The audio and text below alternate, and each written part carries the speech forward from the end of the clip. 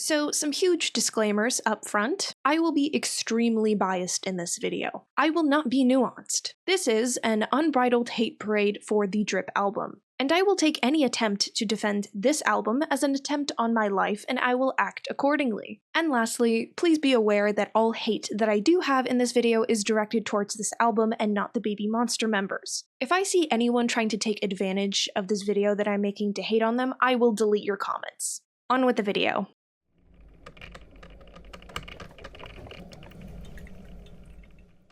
Despite everything negative that I will inevitably say about Baby Monster's album Drip, I do want to start on a positive note. As backhanded as this might sound, know that it is 100% heartfelt. Within a single release, Baby Monster was able to improve my opinion on every other K-pop release this year just by providing a clear, concise vision of what absolute dog shit sounds like. Drip has made me thankful for all of the other releases this year.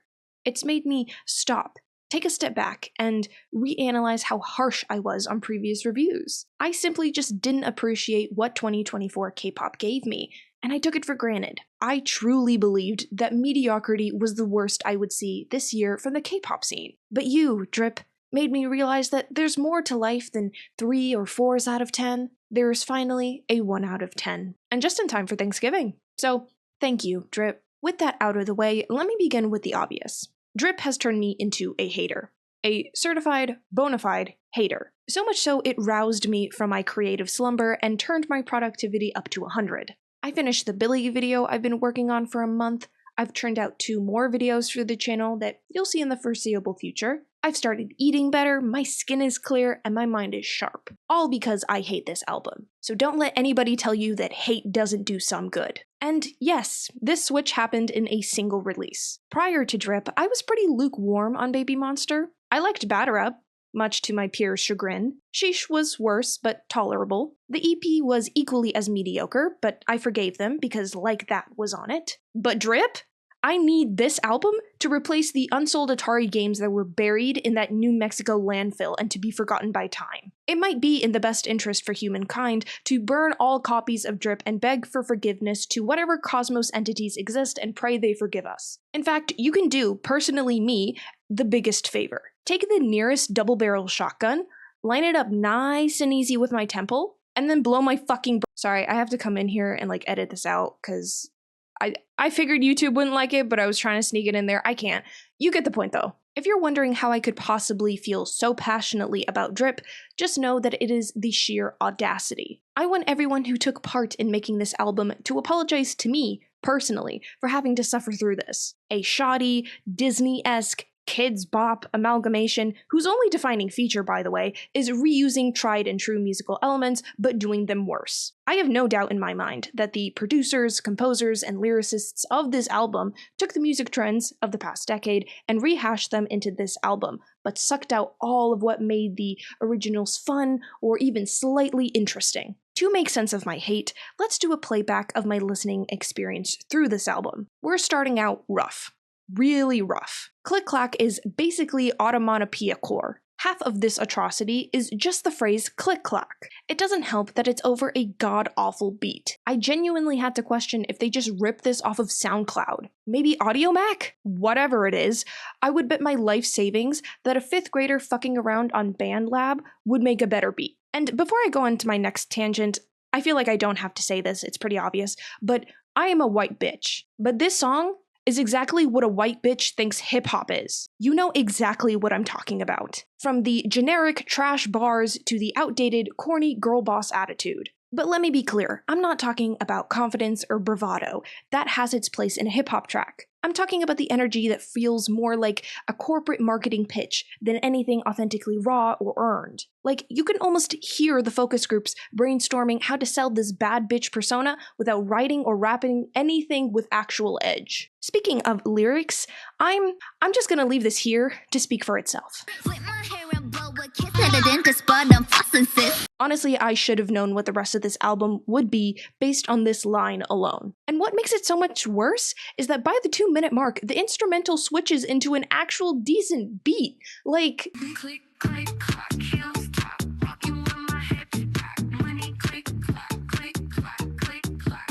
Why didn't you use that for the whole song? Why would you just tack this on to the end of this? Oh my god. Why would you just tack this on at the end for the last 20 seconds? Are you out of your mind? Who the fuck is making these decisions? Because whoever it is, get them the fuck out of the studio pronto. Drip is better by a technicality. A lot of what was aggravating about the last track is remedied here by more singing sections. It's obvious by every measure that Baby Monster's strength lies in more soulful, melodic tracks, which shine through in the pre-choruses here. But of course, the ear-bleeding rapping, mind-numbing chorus, and the terrible beats return in full force. Could I say more?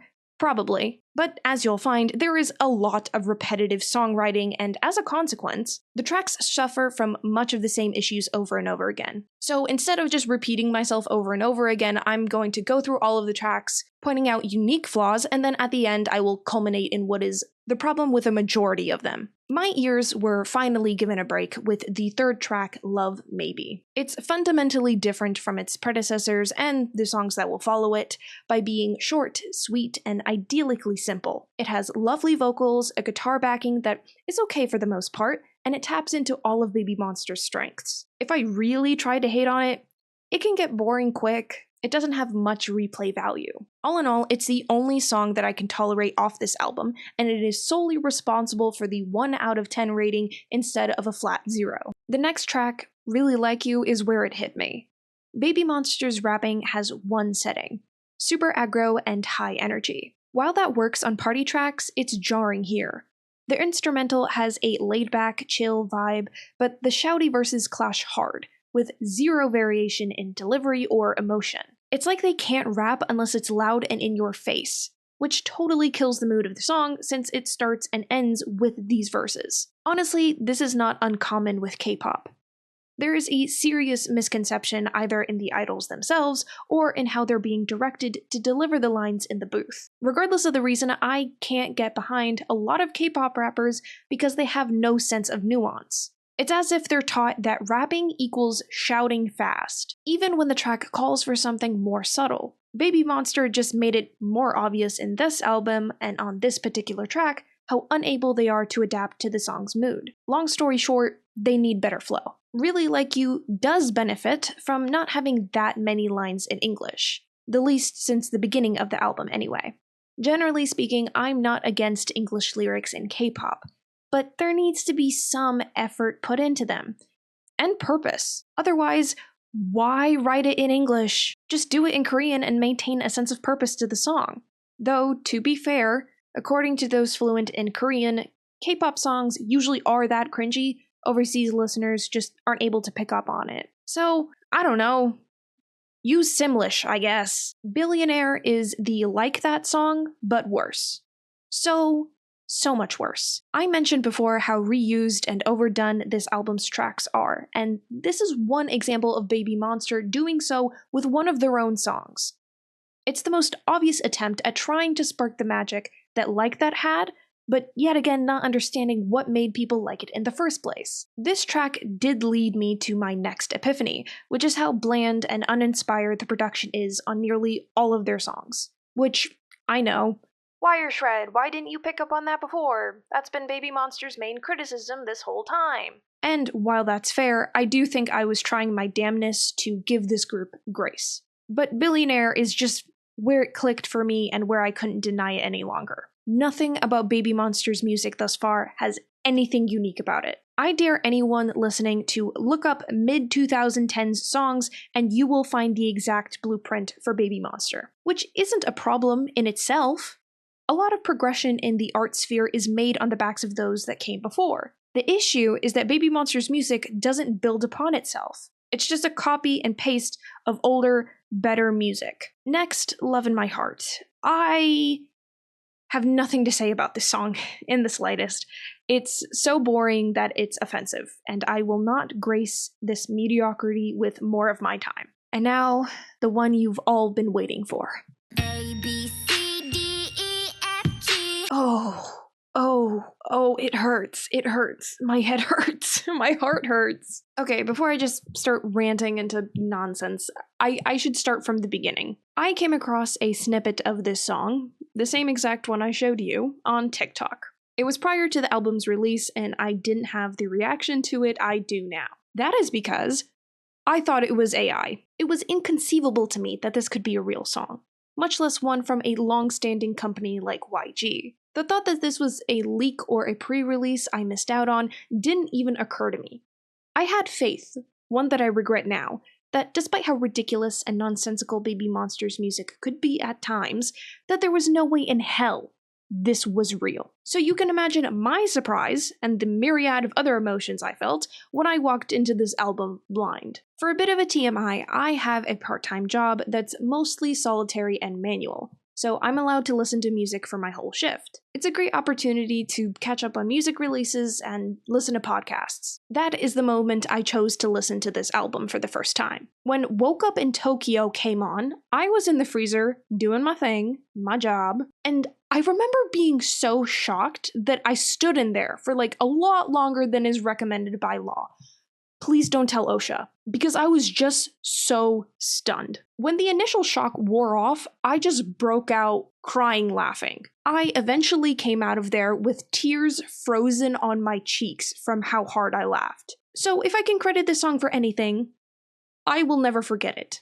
It has genuinely become a core memory for me, because it is just that horrible. And if you really gave me some of your time, I think I could make a good case for why this track classifies as musical terrorism. But, you know, maybe I'm being too harsh, because if this song had different lyrics, different producers, a different sample, different rappers, different flow, different location, different studio, and a different genre, I think we'd have something we could work with. Oh, and if you thought I was done, I'm not. I got my brother's opinion on it since he's more of a music nerd than I am, and he came back with an interesting conclusion. His verdict was similar to mine. He just made the connection that the beat and flow of Woke Up in Tokyo is the same as It's Everyday Bro by Jake Paul. And I don't think I've said anything in this video that even comes close to how scathing of a statement that is.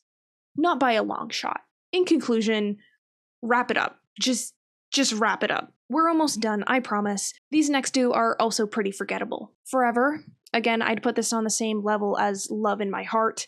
Wholly unmemorable and not worth mentioning, except for this one part I kinda liked in the second verse.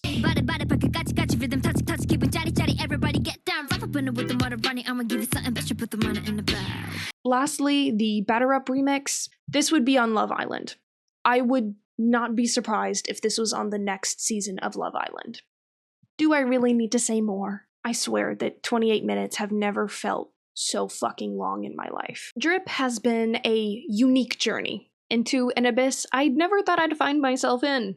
It's an album that has genuinely expanded my understanding of how much one release can miss the mark on almost every level. I came into this with low expectations, but Baby Monster's music managed to hit a new low that's honestly impressive in its own twisted way. If their goal was to create an unforgettable experience, congratulations, I am forever haunted. I don't know what's more disappointing, the consistently uninspired production or the sheer lack of identity in Baby Monster's sound.